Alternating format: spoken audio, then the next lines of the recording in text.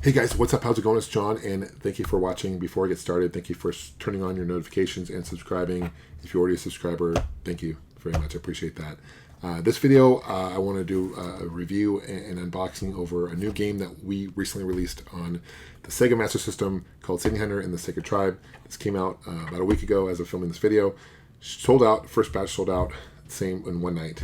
It crashed our system, our website actually. The demand for this was crazy. Good news is we're doing another batch, so don't worry if you weren't able to get one. I'll put a link below to our website, and we'll follow us on social media. We'll announce when we're going to do our next run. We're thinking sometime in August, so it should be fairly soon.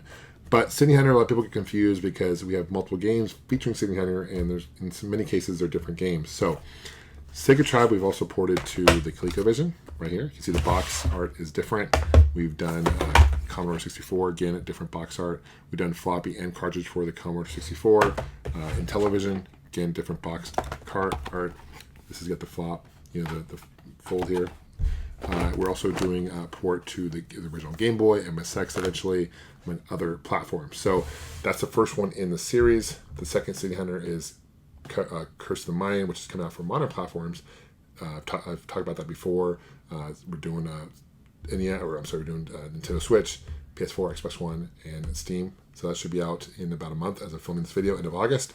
And then the third one in the series is Caverns of Death. And this is for Super Nintendo, obviously. We're doing a Sega Genesis, Mega Drive port, NES port, eventually Dreamcast down the road, among others. So a lot of exciting different City Hunters. First one you ever came out with was City Hunter and the Shrines of Peril. This is like a game, came out in 2014. Only released on the television, although if you have an Android mobile phone, you can actually download it for free and play it on Android, which is cool. It was on Apple for a while, but right now it's only on Android. So a lot of City Hunters, a lot of confusion. I'm going to do an unboxing now, show you some gameplay. Let me know what you guys think, and we'll go from there. Thanks for watching. Okay, so before I show you some gameplay for the Sacred Tribe for Sega Master System, I want to show you just kind of what you get with the game. You obviously get a clamshell box case, done in the style of the original Sega Master System games for North America. Not a huge fan of the art style. It's very plain and simple. We did that intentionally, obviously. What's cool, though, if you take this opens up. If you take the sleeve, there's actually two different covers for it. We did alternate sleeve. This is an alternate sleeve. So you can kind of reverse it. It's a reversible cover. So I don't know which one you guys like better. Let me know. Leave a comment below. I kind of like this one better, but you can switch it. So that's cool. A reversible cover. You also have the game here, and you're wondering, Acclaim, I didn't think Acclaim wasn't around anymore. The reason that is because several years ago, CollectorVision Games, we acquired legally the Acclaim name. So it doesn't mean that we can make like old Acclaim games over again. We can't do their old IPs, but we can release new games using the Acclaim logo legally, which is awesome. So we got that a couple years ago. So you'll be seeing more games that we're releasing on using the Acclaim logo because we're all fans of Acclaim and we just want to keep that name alive for generations to come. Here is the manual, done in the style of original Sega Master System. Picture of the system, how to operate it, controller, different enemies. A lot of the enemies here you'll see in Curse of the Mind as well. A lot of graphics and sprites were recycled. And the team. So we've got the team, JF designed it, Oscar programmed it, his brother did the music, artwork, Jeremy. So the handful of people worked on this. Okay, so let's go ahead and plug this in, take a closer look, and go from there. I'm really excited this game's finally out. We've been working on this game for a while now. And just like with a lot of games with retro systems, they just take time to program and develop. It's just hard to figure out the process and develop for these games.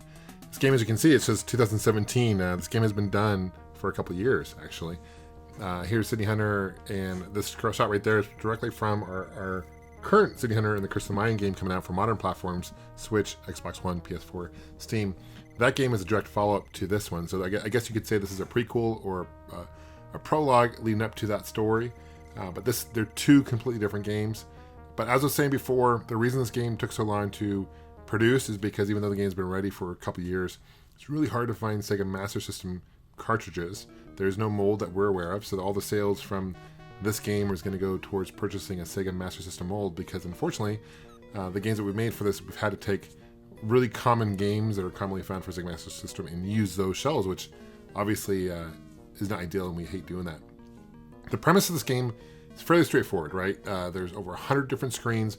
your goal is to collect diamonds. That idle right there makes you invincible. You can't get hit for several seconds, so it kind of turns like a pinkish color, and then goes away. So that's cool. It's kind of like the star in Mario, I suppose. But the blue diamonds are worth 1. There is a red diamond worth 5, and there's a really rare gold diamond that's worth 10. Like I said before, there's no weapons in this game, so it doesn't make it difficult. And when you jump, it takes a little bit getting used to because you jump forward. So you have to kind of time your jump and place it right, otherwise you will fall. So there is some learning curve in that, but you can see right here, I can't get the red diamond. I have to pretty much jump off the other left, going to right in order to get that. So a lot of exploring. There are different ports, as I showed earlier in this video. There's a port for the Commodore 64, both floppy and cartridge. There is a port to the CollectorVision, which is a great port. Intellivision was the first port created. And work on other ports as well of this game, and they all play. It's all the same game, but they all play kind of unique into their own style. Not only the box art's different, the style is different, but even the gameplay is different. The Sega Master System, though, I love this port because this, I do want to mention, this does feature FM sound. For those who don't know what FM sound is, it's a sound chip that was on the Sega Master System that really enhanced the audio of the Sega Master System. Unfortunately, in North America, none of the games really have the FM sound ability to do that, although I know in Brazil and other parts of the world, FM sound was very popular. So you can have an option of turning the FM sound off. I'm playing this on the Mega SG, and I have an option to turn off, but I'll leave it on because I think it sounds a lot better. For me, the Sega Master System, I know a lot of people get upset me saying this, but graphically and audio-wise, especially with FM sound, is better than the NES. Now, I'm not saying that the games or the systems are better in general. Obviously, the Nintendo, for me, had a lot better games. They had a lot better licenses. See, I was invincible there, so I didn't get hit. But that's the reason Nintendo succeeded, right? But the capability of the system itself, the Sega Master System, is superior than the NES. And that's just, you can look at the graphics, the color palettes, the graphics, all that good stuff. Now, if you had a Game Gear growing up, a handheld, that's very comparable to a Master System here. That's a hard jump. Died twice already. Now, there's no extra lives in this game. There are keys also you can get in this game, and there's different tribe members, if you want to call them that you have to give the diamonds to. I believe there's over 130 different diamonds throughout this game. So music's really well done. You can see those skulls and the blocks. Again, that's a sprite taken from City Hunter: The Curse of the Mayan. JF did a great job designing this game. There's different routes you can take. Some routes you can only approach coming from a different direction. Now, this port does not come with a map. Some other ports, like the one for the Intellivision, for example, Commodore 64, did come with a map. Now, you can get the Commodore 64 both physically and in digital formats, available on CollectorVision.com.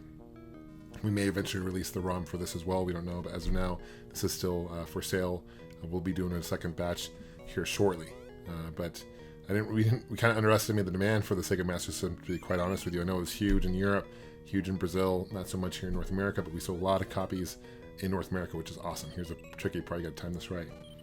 Anyway, guys, really appreciate you guys watching. Thanks for leaving a comment. We'll see you guys soon. Take care, and game on.